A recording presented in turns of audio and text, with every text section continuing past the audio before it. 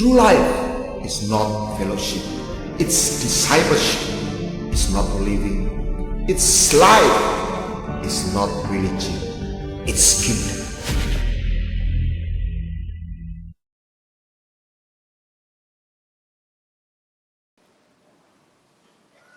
Saudara, kalau orang Buddha ditanya, kenapa engkau beragama Buddha? Secara umum dia akan jawab, karena Buddha mengajarkan, dia guru kehidupan, kata-kata hikmat, dan saya mau mempelajarinya. Dengan kata lain, Buddha dianggap pengikutnya sebagai guru yang menyingkapkan rahasia kehidupan. Tetapi kalau Anda tanya orang Kristen, kenapa engkau percaya Yesus? Secara umum, mereka akan jawab begini, karena Yesus tolong saya.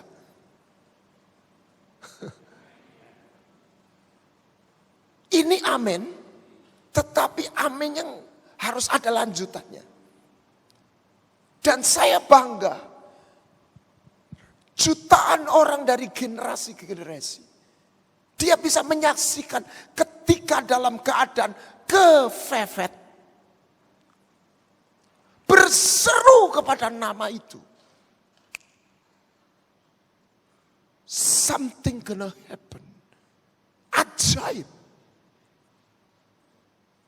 Satu nama kalau dipanggil dalam dengan segenap hati, ada sebuah kehadiran. Dan yang menyaksikan bukan satu dua orang. Saya katakan bukan ribuan saja, mungkin jutaan, miliaran. Semua orang yang lahir dalam roh, dia bisa menyaksikan. Saya salah satu di dalamnya.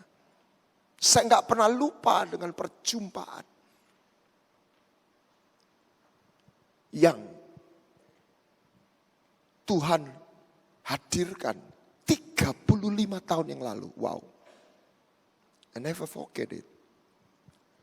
Daud berkata, pujilah Tuhan hai jiwaku dan jangan lupakan kebaikannya. Ada satu siaran yang di radio SS, acara namanya titik nol. Saya suka dengan istilah itu. Titik nol. Perjalanan ini harus mulai dari titik nol. Oleh kemurahan Tuhan, saya diminta untuk menjadi pembina dan menangani radio Sangkakala.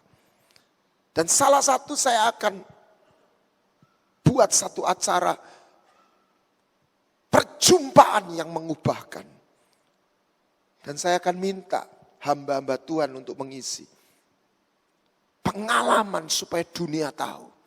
Perjumpaan dengan Yesus yang mengubah. Amin.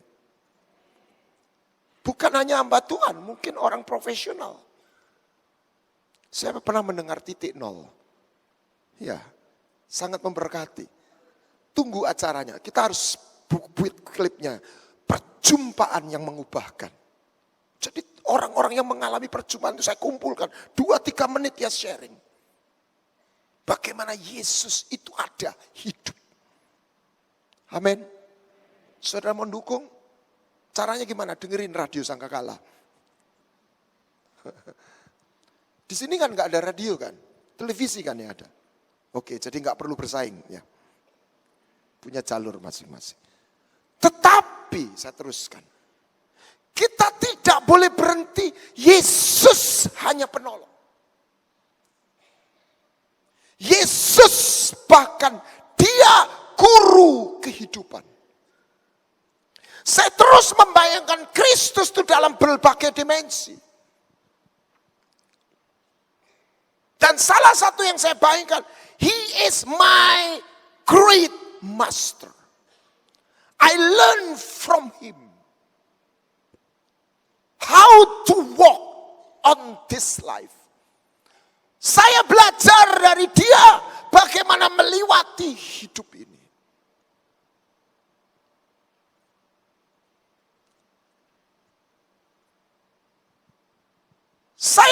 mendapati ada sebagian orang Kristen sangat cinta, setia, tetapi dia hanya mengenal Yesus sebagai juru selamat penolong. Dia nggak pernah belajar ilmunya Yesus.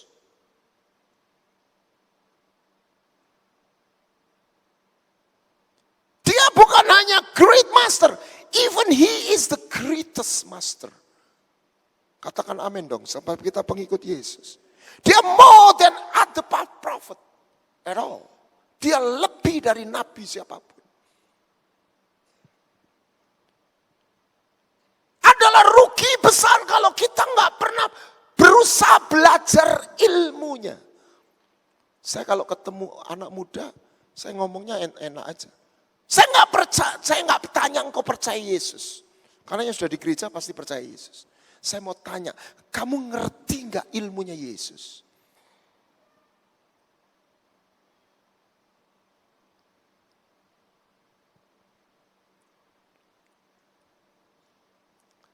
Dia bukan hanya juru selamat, dia bukan hanya Allah, dia bukan hanya Tuhan, dia adalah guru kehidupan, dia adalah manusia sejati. Yang mengajarkan kepada kita bagaimana menjalani hidup sebagai manusia. Karena dia harus menjadi yang sulung dari banyak saudara.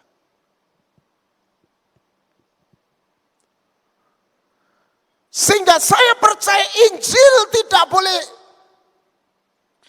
terjebak dalam kotak yang kita sebut agama Kristen. Bahkan Injil tidak boleh terkotak dalam sebuah berita apa yang kita sebut pengampunan. Dan itu hal yang luar biasa. That's amazing grace. Tetapi kita nggak boleh berhenti di situ. Jadi sebetulnya Bapak setuju pengampunan atau tidak? Setuju. Tetapi Anda nggak boleh lihat Yesus hanya berhenti kepada sebuah jadi pintu dan bahkan tiket. Dia adalah jalan. He is the way. Saudara, kita membangun rumah ada fondasi. Tapi saya percaya tidak ada seorang pun kita mau tinggal di rumah yang cuma fondasi, nggak ada tembok, nggak ada genteng. Betul? Ya. Kita 9 bulan di perut ibu kita. Tapi kalau seorang bayi berkata misalnya, ayo keluar, nggak enak di sini kos gratis. Dia nggak mau keluar. Maka setelah 9,5 bulan, air ketuba yang menjadi pelindung dan sahabatnya menjadi racun yang bisa membunuh dia.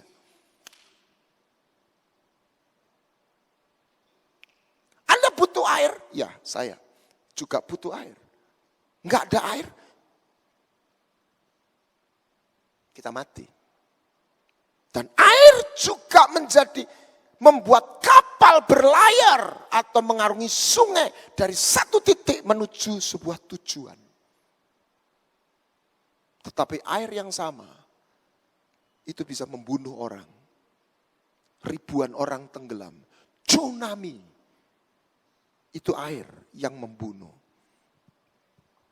Jadi bagaimana kita memperlakukan air? How to handle? Bukan hanya sesuatu yang notabene jelek, tetapi bagaimana kita melewati hidup dan mengerti tatanan hidup. Dan saya belajar dari firman Yesus sebagai guru.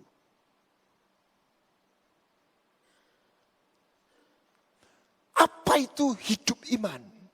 Hidup iman adalah bukan sekedar kata percaya yang sempit, tapi seorang yang mengalami perjumpaan dan bersedia berjalan dalam jalan Tuhan bersama Tuhan. He walk with God. Sehingga seperti Musa berkata, dengan apakah kita berbeda dengan orang lain? Bukan sekedar engkau agama A, aku agama Kristen. Tetapi Musa berkata dalam Keluaran 33, kecuali your presence, hadiratmu menyertai aku. Bukan diukur kayanya berapa, fasih ngomongnya berapa, bagaimana. Your presence be with us. Hadiratmu menyertai. Sebab dengan itu kami berbeda. Dengan itu yang membedakan antara agama, ritual dengan Injil. Sebab Injil bicara tentang hubungan. Injil itulah garis yang membedakan antara perjanjian lama dan perjanjian baru. Bukan berarti perjanjian lama itu salah. Bukan berarti hilang, tidak. Perjanjian lama Taurat itu adalah bayangan. Wujudnya adalah Kristus. Apa wujudnya? Dari sebuah peraturan. Yohanes 1 ayat 16. Sebab hukum Taurat diberikan oleh Musa.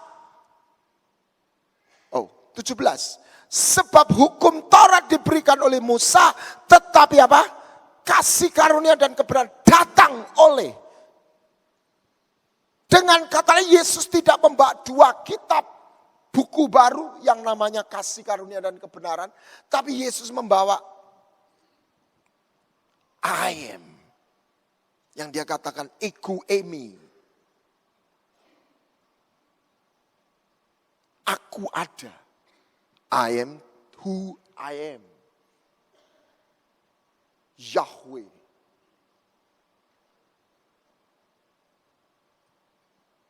Membawa dirinya.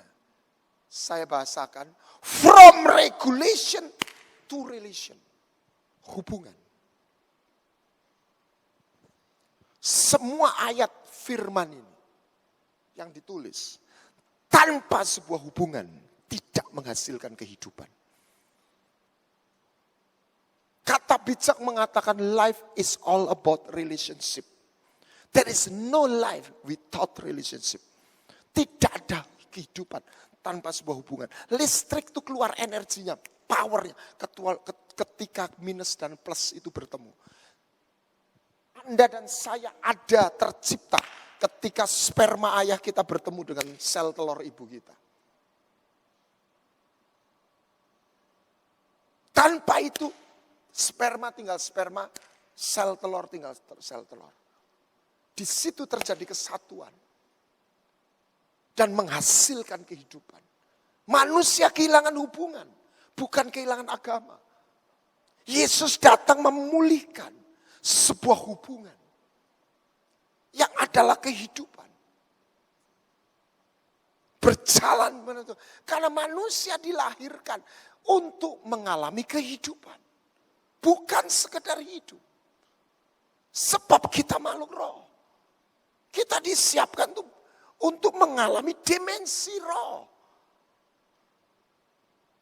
Kita tidak hidup hanya sekedar mencari uang. Kita butuh berkat. Tetapi manusia tidak hidup hanya untuk menunggu berkat. Dia hidup ada untuk menyelesaikan.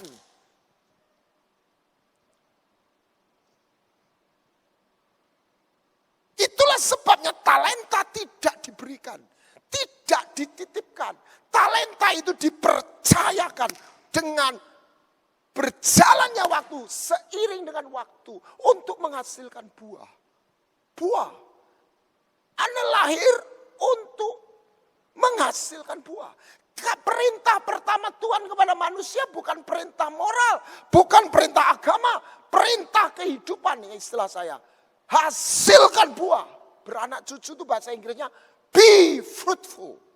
Itulah sebabnya hamba 1 talenta itu ditegur bukan karena dia doing crime, berbuat kejahatan, imoralitas, karena dia tidak melakukan, dia tidak menyelesaikan. Dan di dalamnya ada provisi, ada berkat kebaikan. Amin. Makanya Tuhan bilang, carilah kerajaan surga. Semuanya akan ditambahkan. Mata kita tidak boleh bergeser. mencari yang ditambahkan. Fokus kita harus carilah apa? Kerajaan surga. Hal paling penting dalam hidup ini, carilah kerajaan surga. Kerajaan surga bukan hanya di atas. Kerajaan surga ada di bumi. Kerajaan surga bukan soal makan minum. Soal kebenaran, soal kuasa. Soal hadirat Roh Kudus.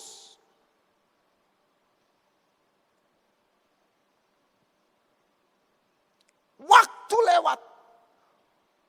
Kita di penghujung tahun 2018 untuk mengevaluasi dan merenungkan. Waktu nggak bisa kita beli. Semua orang akan meninggal kecuali Yesus datang lebih dulu. Tetapi masalahnya bukan soal mati. Apakah kita menyelesaikannya? Apakah kita memiliki sebuah gambar? Apakah kita punya cerita? Apakah kita masih penuh rasa dan cinta? Atau kita hanya berjalan dalam sebuah rutinitas?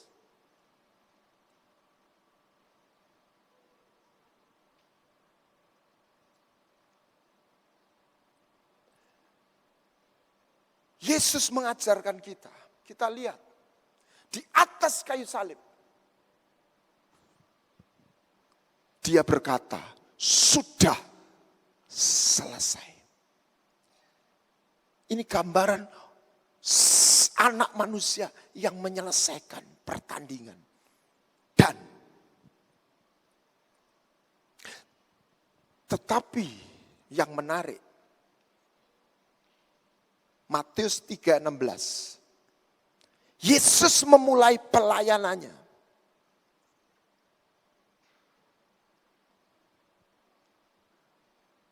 dengan memberikan dirinya dibaptis. Terus ayat 17.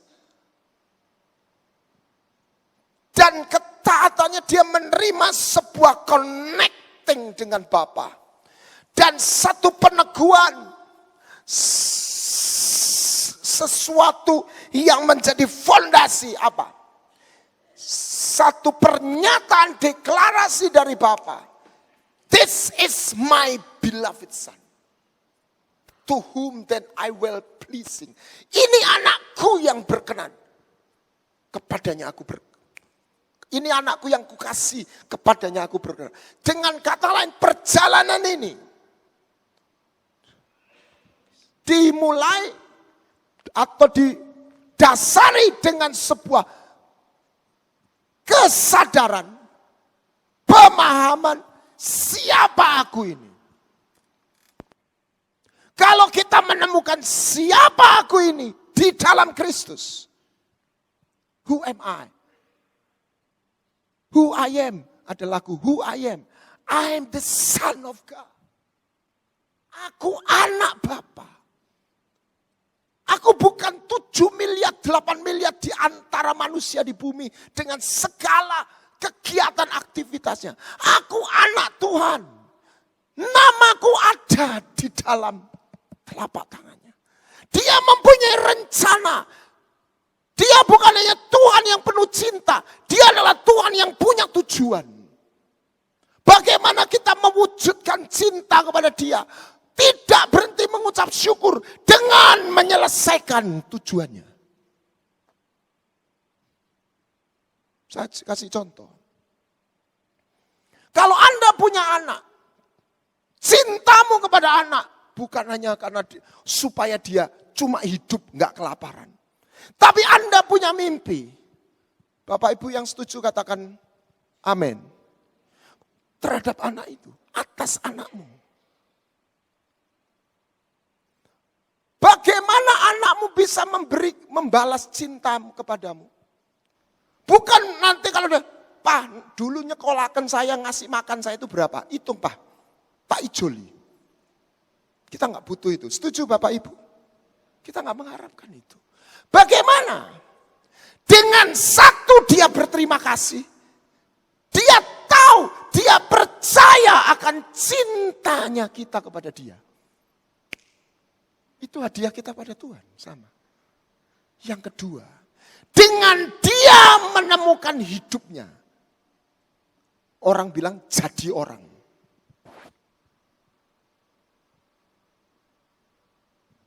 Anda punya mimpi, kalau ibu Anda punya anak perempuan, pasti satu hari gini.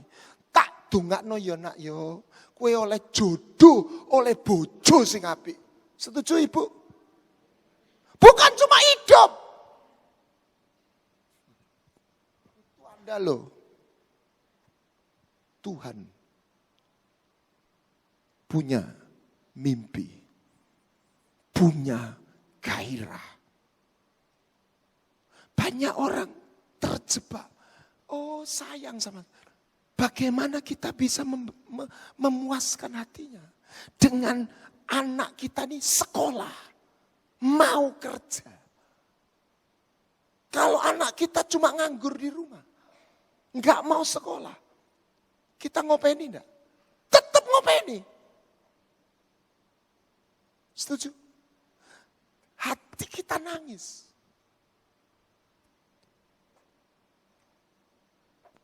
Saya tidak menuduh, mari kita lihat, izinkan Roh Kudus bicara. Saya percaya 100%, Tuhan selalu mengasihi kita. Tidak mungkin Tuhan tidak mengasihi kita. Tetapi, saya khawatir, Tuhan tuh menangisi sebagian anaknya. Karena dia tidak pernah bertumbuh.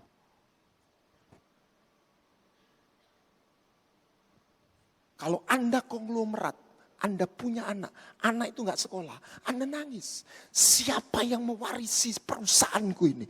Dia sekolah aja gak mau. Halo?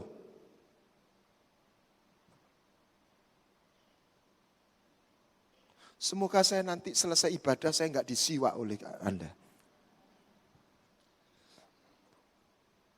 Bagaimana? Siapa mau memberi hadiah sama Tuhan? Ya, mengucap syukur. Percaya dia cinta. Banyak orang, bagaimana cinta? Berbuat sesuatu. Ya, itu ekspresi. Tapi hal yang mendasar, percaya dia cinta. Hadiah yang anak saya bisa berikan, dia percaya, saya cinta sama dia. Adalah hal yang menyakitkan. Orang yang mencintai sudah berkorban. Ah, bapak gak cinta sama aku. Loh, itu yang dilakukan anak bungsu dan anak sulung. Kenapa dia minggat? Gak percaya. Anak sulung juga. Aku sudah kerja. Tidak melanggar. Satu anak kambing kok gak kasih aku. Kau medit pak. Israel juga gak percaya. Dia hanya percaya perbuatan Tuhan. Dia gak percaya kesetiaan Tuhan.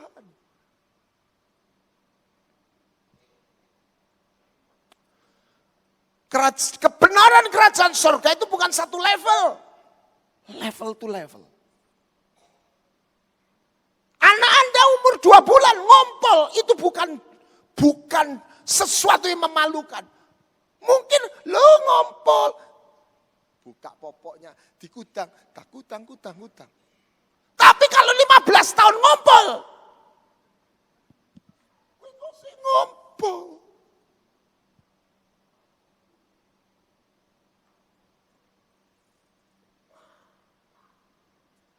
Time, waktu, itu menentukan. Berapa tahun Anda dan saya jadi anak Tuhan. Dan semakin lama, sisa hidup kita semakin sedikit untuk menyelesaikan.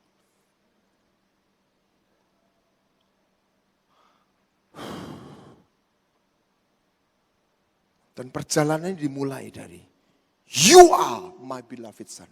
Itu tidak berlaku hanya untuk Yesus, untuk kita. Lihat pencobaan setan yang dia lewati di padang gurun. Apa? Kalau engkau anak Allah. Betul? Jadi serangan pertama. Bukan keadaan, identitas. Karena identitas itu menentukan kita berperilaku seperti apa. Kenapa seorang Yusuf digoda tante Potifar dia bisa menolak? Tidak ada peraturan, tidak ada kumpulan, tidak ada persekutuan doa, tidak ada Alkitab. Kenapa? Dia menerima identitas dari ayahnya, jubah. I'm the son of my father, and my father, he is the man of God. Aku anak Bapa, dan ayahku Yakub, dialah pemilik perjanjian. Aku tidak bisa melakukan, sebab aku bukan orang seperti itu. Aku bukan pengambil istri orang. Katakan amin. Bukan peraturan. Identity. Perjumpaan pertama, anugerah yang diberikan Tuhan adalah you are. Engkau adalah my son, anakku. Dan di situ seperti vektor titik awal yang harus disambung dengan sebuah perjalanan. Perjumpaan pertama dia sebagai Bapa, juru selamat, penolong. Tapi titik ini enggak berdiri sendiri, harus disambung dengan garis. The way, jalan.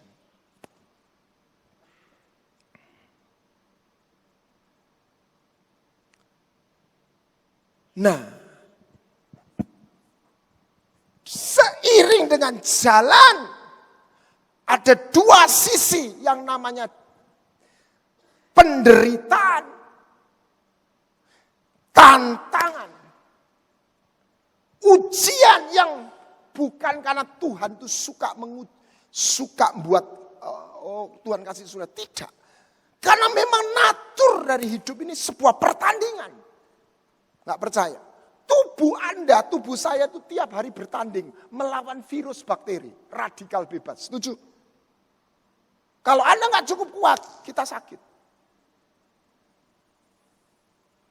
Nggak soal berapa virusnya, seberapa kita lebih kuat dari tantangan itu. Amin.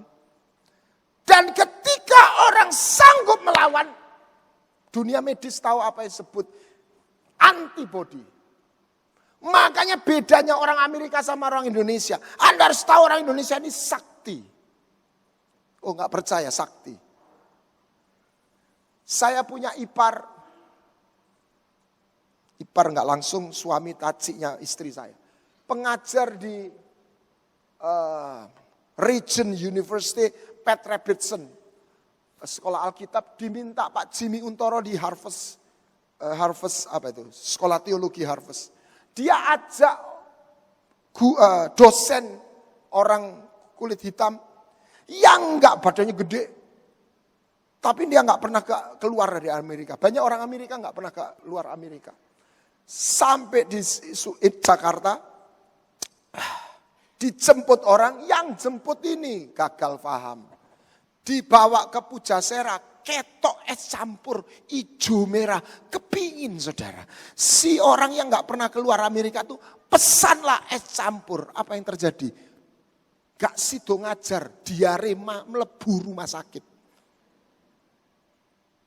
Coba itu yang makan orang Indonesia. Tenang saja, sakti saudara, rujak cingur, itu petis itu kalau dibuka dengan mikroskop, wake baksil saudara. Tapi kita makan gak apa-apa, setuju? Kenapa? Antibodi kita sudah tinggi. Amin. Jadi rujak es campur itu bikin sakit enggak? Tergantung. Amin. Tergantung. Api menghanguskan jerami, api membuat emas jadi murni. Amin. Ibrani 5 ayat 8. Nah, perjalanan ini intinya baik berkat maupun peperangan pertandingan itu harus kita olah untuk sebuah tujuan menyelesaikan. rencananya bukan hanya pekerjaannya, tetapi transformasi. Menjadi seperti sang guru yang agung. Paling tidak miripnya ada, tambah 5%, 10%, 15%. Saudara, anak Anda pasti ada miripnya dengan kita, setuju? Kalau kita punya anak, gak mirip babar belas, kita akan tanya, iki anake sopo? Kita belum seperti Yesus, tapi harus ada sekian persen miripnya, setuju? Karena kita dilahirkan dari dia. Tadi saya, Ibrani 5:8. Karena sekalipun dia anak, ia telah belajar apa? Taat dengan apa yang dideritanya. Ada dua sisi. Lihat pencobaan Tuhan, lengkap 3 itu, saya nggak perlu bacakan. Ubah batu jadi, itu pencobaan kekurangan. Pergumulan. Anda di situ harus keluarkan 3 jurus. Apa Pak? Urapan kefefet, urapan ngeyel, dan iman GR, saudara. Mengatasi ini gimana, enggak cukup dananya. Dan Tuhan dicobai untuk menggunakan cara yang keluar dari kehendak Bapa. No. Sebab manusia ada tertulis. Digait oleh firman. Dipandu oleh firman. Pencobaan kedua. Dibawa ke mana tempat tinggi. Nanti aku jatuhkan dirimu. Kamu itu anak Tuhan, dibalik. Gak popo. Pasti ditolong. Pencobaan comfort zone. Betul? Kapan Daud berdosa, berzina? Ketika pada musim berperang, raja perang, Daud bobok siang. Maka dan waktu itu ini imajinasi saya. Betseba mengira semua pria di kota itu sudah pergi perang. Ternyata ada satu pria yang punya rumah lantai 3 bisa nginceng. Dia mandi on air. Coba Daud perang, Daud gak ketok Betseba, betul? Amin. Pencobaan comfort zone. Yang ketiga, pencobaan kelimpahan. Tak kasih semua. Dan pencobaan ketika orang sudah sampai puncaknya, dia tidak dicobai ekonomi. Dia tidak dicobai comfort zone karena dia sudah lewat itu. Menyembah dirinya sendiri. Medeni itu. Beberapa hamba Tuhan terjebak.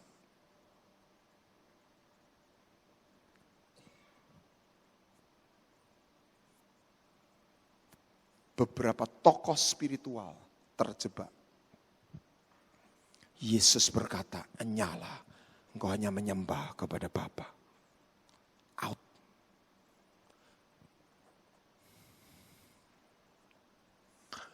Bagaimana perjalanan kita menyikapi kesulitan, penderitaan maupun berkat.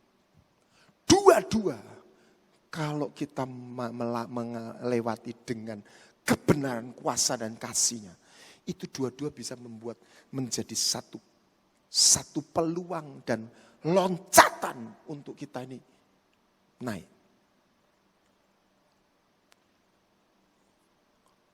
Bukan turun. Nah, saya mulai dari penderitaan. Yesus kunci apa? Taat. Taat. Hidup ini seperti perjalanan kapal layar melewati samudra. Kita nggak bisa minta angin itu selalu selaras dengan tujuan. Saya mau ke utara, anginnya ke utara. Belum tentu. Bisa ke timur, bahkan bisa ke selatan. Tapi posisi layar saya bisa tetap saya olah, membuat daya dorong untuk ketujuan. Amin. Itu namanya sikap. Dari mana kita tahu kita beriman? Sikap. Wujud iman itu bukan saya, sikap. Yusuf dikhianati oleh saudaranya. Gimana dia jadi orang kepercayaan? Kalau mukanya kayak kates terus. Aras-arasan kerja. Nggak mungkin tuannya mempercayakan. Betul? Anda tahu kata antusias bahasa aslinya enteos, di dalam Tuhan. Orang yang di dalam Tuhan itu nggak ada yang patah, nggak ada yang semangatnya habis. Bergairah, ada nyala api. Kerjanya luar biasa. Dan Potifar melihat Tuhan menyertai. Jadi kepercayaan, tapi ujungnya dikhianati melalui istrinya. Melalui istri Potifar. Bayangkan kalau Anda jadi Yusuf. Sudah kerja benar, dibuang. Tapi dia di penjara. Kalau dia mukanya kayak kates, itu bukan penjara nunggu sidang. Itu penjara bawah tanah. Yusuf murah senyum, ringan tangan. Sipirnya kira-kira bukan orang yang ramah. Kira-kira berewokan, wedi galak. Tapi bisa jatuh hati sama Yusuf. Kenapa? Sikapnya positif. Amin. Posisi layar. Menghandle arah angin apapun. Kondisi hati, emas atau jerami. Membedakan api itu, membakar atau memurnikan. Dari sana dia ketemu juru minum. Sekalipun dilupakan. Tapi keadaan berpihak kepada dia. Ingat lagi, di situ ketemu Firaun. Dari situ dia jadi melihat mimpi Tuhan jadi. Setelah ayahnya meninggal, saudaranya takut. Waduh, Yusuf ini nanti bapak nggak ada, dia balas dendam. Dia ngomong gini, kau nggak usah khawatir. Engkau mereka-reka yang jahat, Tuhan mengubah menjadi kebaikan. Bagaimana kebaikan Tuhan itu bisa bekerja? Ketika kita meresponi. Amin.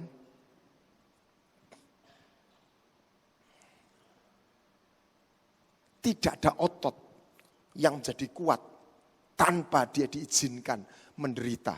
Saya pakai kata menderita. Anda pernah fitness? Anda harus lewati. Anda harus belajar kenal dengan rasa sakit. Karena di dalam anugerahnya rasa sakit itu adalah menjadi media untuk sebuah proses transformasi. Amin. Bagaimana makanya Tuhan memberi apa? Bagaimana seorang ibu bisa melahirkan anak? Rasa sakit. Betul? Itu namanya sakit bersalin. Bagaimana satu biji bisa bermetamorfosa, berubah, pecah. Bagaimana otot bisa kuat? Stres. Bagaimana roh jiwa bisa terlatih? Proses.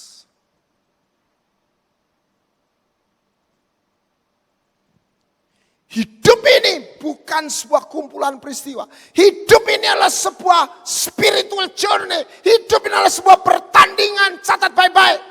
Anda dan saya didesain untuk menang. Anda tidak didesain untuk kalah. Anda tahu maksudnya desain? Kalau ada seekor ayam, kumpulan ayam dan bebek jadi satu kandang. Ini cuma umpama. Karena saya kira bebek sama ayam gak satu kandang.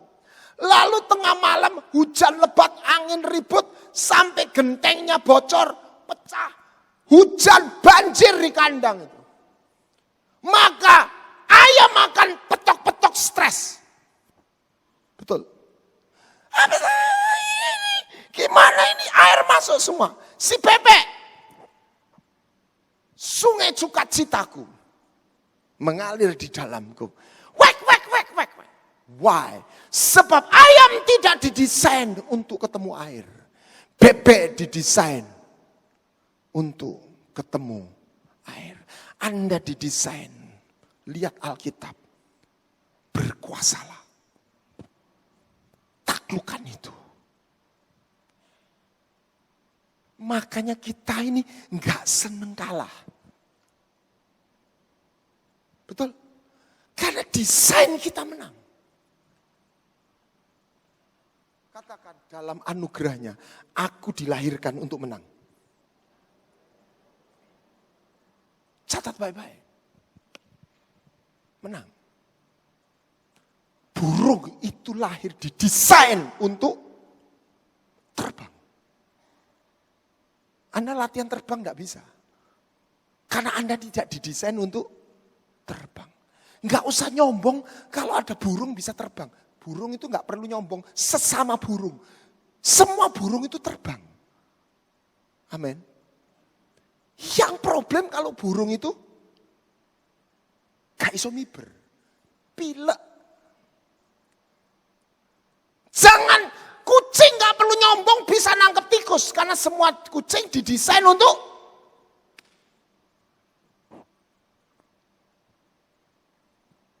Anda kaget. Benih ilahi itu didesain untuk mengalahkan setan. Jadi kalau ada anak Tuhan ngusir setan, gak perlu nyombong. Problemnya ada sebagian anak Tuhan takut sama setan. Kita gak boleh main-main sama setan. Tapi kita didesain untuk mengalahkannya. Amin. Tapi gak ujuk-ujuk. Burung bisa terbang gak tiba-tiba. Harus makan, bertumbuh, dan belajar. Pasti berhasil. Kalau melewati prosesnya. Pasti. Karena dia didesain untuk itu. Dan ada satu iman GR yang membuat saya GR. Kenapa? Anda pernah ingat Samsung 7 yang baterainya bermasalah? Yang meledak. HP. Anak muda tahu gak sih? Samsung 7? Pernah dengar? Saya gak tanya Anda punya atau enggak. Ya, tahu Pak? Bapak Ibu. Ya. Itu ditarik semua oleh pabriknya, betul? Itu untuk narik produk itu Samsung rugi triliun loh. Ratusan miliar atau triliun. Setuju? Kenapa? Anda tahu kenapa?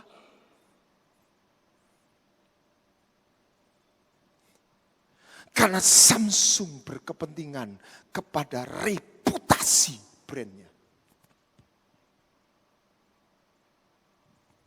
Tuhan, dia mau membuat Anda berhasil. Bukan hanya karena mengasihi Anda saja. Tapi dia berkepentingan atas reputasinya dia. Oh, belum percaya? 3 orang yang kalau doa itu pinter. Tuhan, apa kata orang? Satu Musa. Tuhan sudah marah ini. Musa minggir, tak habisin orang. Tuhan, jangan Tuhan. Nanti apa kata orang? Daud. Goliat menantang-nantang, menghina Allah Israel. Betul? Kok diam semua? Apa kata Daud? Supaya dunia tahu. Di Israel ada Allah yang tidak bisa kamu hina. Bagaimana doanya Hizkia? Waktu Sanherib mengancam. Udah minggir. Jangan percaya sama Hizkia. Allah yang lain itu juga katanya bisa tak serbu. Keok semua. Dia ngomong bahasa Aram supaya memprovokasi, kirim surat.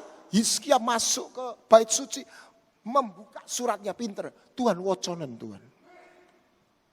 Ini loh reputasimu. Baca itu. Tuhan bilang oke. Amin. Kalau Tuhan berkepentingan atas reputasinya, sebetulnya semua elemen untuk Anda dan saya menang, itu sudah tersedia. Anda ketemu authorized distributor. Kalau ada hang, Anda datang, pasti bisa diperbaiki. Kalau ada yang rusak, pasti tersedia spare part-nya. Sebab dia adalah authorized distributor. Kalau bengkel outlet-outletnya nggak resmi, belum tentu. Kalau ada pun KW2. Orang sing guyu ya.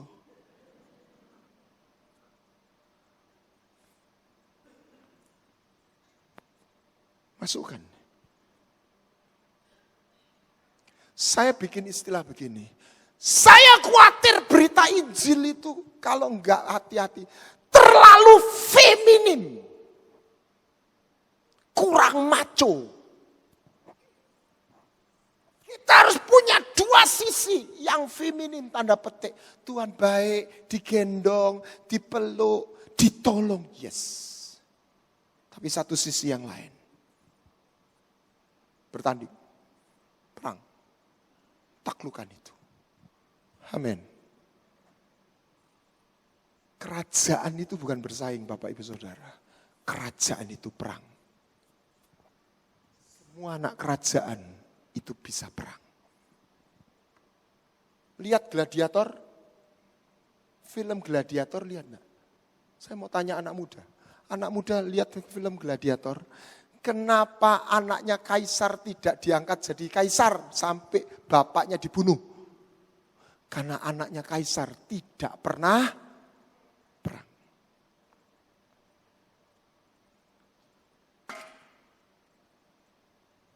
Kenapa Yonatan punya panah? Kenapa Saul dan Yonatan punya pedang? Sini. Waktu, sebentar saya rubah. Kenapa Yonatan waktu ketemu Daud mengasihi 1 Samuel 18. Coba 1 Samuel 18 ayat yang kedua. 1 Samuel 18, cepat sekali. Pada hari itu, ayat 3. Yonatan mengikat perjanjian dengan Daud karena ia mengasihi sebagai dirinya. Ini gambaran Yesus kepada kita, Daud. Terus, dia memberikan apa? Jubahnya, baju perang, pedangnya, panahnya. Kenapa Yonatan punya baju perang? Kenapa Yonatan punya pedang? Kenapa Yonatan? Karena dia seorang pangeran. Anda mau pilih kerajaan surga pangeran atau rakyat jelata? Anda harus punya baju perang. Anda harus bisa perang.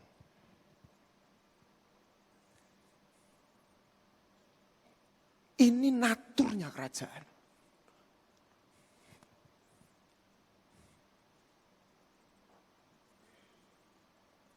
Bukan perang melawan darah daging. Amin. Bukan melawan darah daging.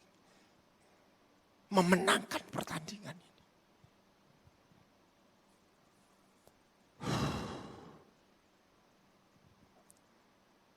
Anda didesain menang. Tuhan memberi seluruh perlengkapannya. Spare part-nya, healing-nya, manual book-nya. Anda beli HP, dua hal yang menyertai kotak HP Anda apa?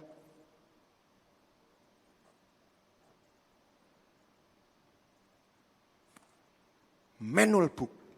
Caranya mengoperasikan. Dua, kartu garansi. Amin. Untuk apa? Sebab perusahaan berkepentingan bahwa produknya itu sukses. Halo. Bisa bekerja menurut desainnya. Maka disediakan manual book. Ojo mbok cemplungno banyu rusak. Jangan didekatkan kompor. Amin. Dia bisa kobong. Kalau ada rusak, back to the authorized dealer, distributor akan diperbaiki supaya working well. Amin. Untuk itu baterainya tidak boleh lowbat. Jangan lupa ngecat setiap hari. Yang kedua, Anda mesti punya SIM card. Kalau bisa langganan yang termasuk bisa internet. Sehingga Anda tidak hanya bisa SMS, tapi Anda bisa searching masuk virtual world. Amin. Dan jangan lupa ngisi pulsa. Amin. Semua enggak ujuk-ujuk. Dan kata orang, tahun-tahun ke depan, semua ada di sini. Saya tidak ingin mendiscourage. Ada perubahan goncangan-goncangan karena teknologi. Yang goncang hari ini perusahaan taksi. Saya khawatir ke depan apa? Pengusaha hotel. Karena aplikasi, kalau taksi Grab itu apa? Grab itu apa? Sistem yang membuat setiap orang bisa naksi. Nanti ada aplikasi yang setiap orang bisa buka hotel. Kamarmu bisa disewakan. Masuk aplikasi, masuk di list itu. Opo pak, sudah enggak usah ngomong, saya nanti kan promosi saya. Ada, dan itu mulai berkembang. Perubahan demi perubahan. Anda harus, HP Anda pastikan bukan Nokia dan Sambian. Pastikan Android. Amin.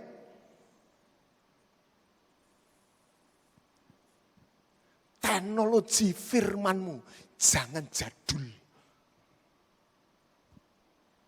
Yang bisa match dengan zaman yang kita hadapi.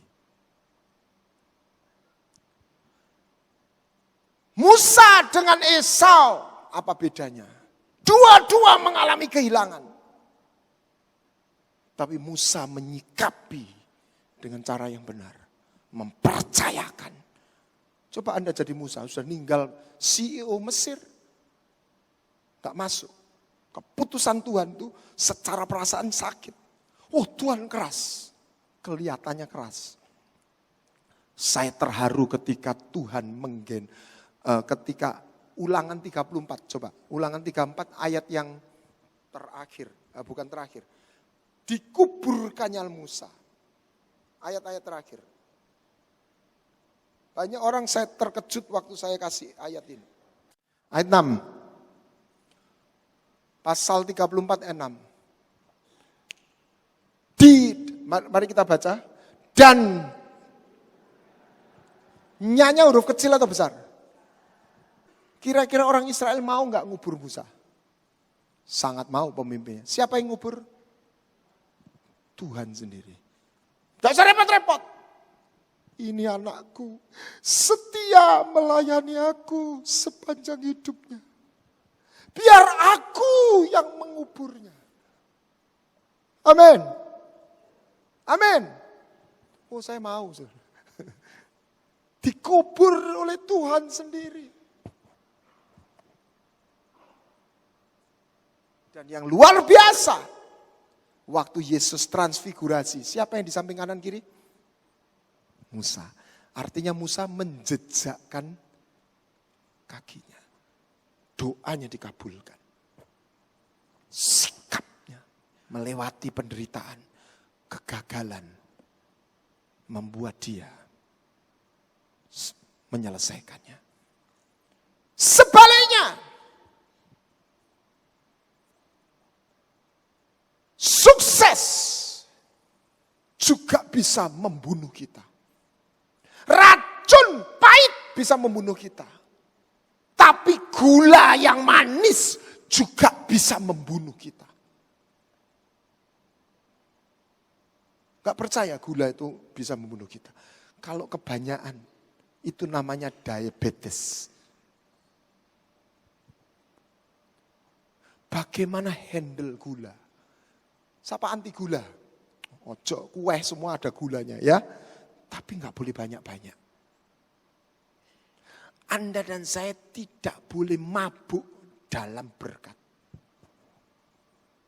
Saya mendapatkan kata kelimpahan itu ukurannya 1 titik penuh. Selebihnya berkatnya masih masuk. Apa yang terjadi?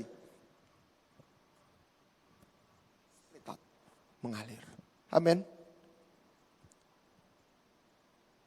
Ada seorang konglomerat yang menyaksikan. Oh, penulis Alkitab ini lengkap. mulai dari pendekar, orang keluar dari padang gurun sampai konglomerat namanya Salomo. Dia punya semuanya, enggak pernah diambil berkatnya.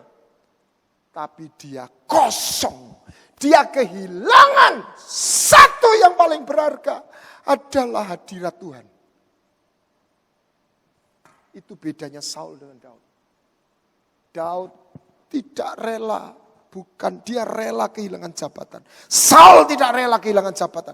Daud rela kehilangan jabatan, tapi dia minta satu hal, jangan ambil hadiratmu, jangan ambil rohmu. Amin.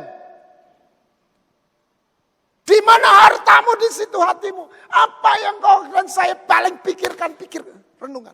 Itu harta, itu hartamu. Apa yang kau anggap harta itu kau pikirin terus. Biarlah hadirat Tuhan itu menjadi harta kita. Amin. Dan dia hadiratnya tidak membawa kita tangan kosong. Berkatnya, kebaikannya, perlindungannya, kuasanya, kebenarannya akan mengajari kita. Salomo bukan kehilangan uang. Salomo kehilangan hadirat Tuhan. Dan dia berkata, hidupnya hampa. Semuanya sia-sia. Amin. Mari kita lewati. Mari kita hitung kebaikan Tuhan. Mari kita tutup masa lalu. Jangan menoleh ke belakang. Mari kita arahkan ke depan. Tidak dengan sendirian. Mari kita sadar 2019 pertandingan terus berlangsung. Dan kita didesain untuk menang. Karena dia mengasihi kita. Yang kedua, karena itu reputasinya Tuhan. Makhluk yang serupa dengan dia. Bagaimana setan bisa menyakiti Tuhan? Setan tidak bisa menyentuh Tuhan. Tapi dia bisa menyakiti Tuhan melalui dia menyakiti, merusak makhluk yang dicintai. Anda dan saya. Kalau Anda ngerti itu, Anda tahu Anda didesain untuk menang. Dan ketika kita menang, basa Jawa ini ojo dipek dewe. Yusuf sukses bukan untuk dipek. Delok aku sukses. Kowe ra sugih to? Aku sugih. Tidak. Aku ada di sini untuk take care your life. Amin. Cinta dan tujuan tidak pernah dipisahkan. Kenapa engkau sukses? Kita harus menemukan jawabannya. Sehingga di situ hidup kita bukan hanya seperti sukses. Tapi menemukan makna dan cinta.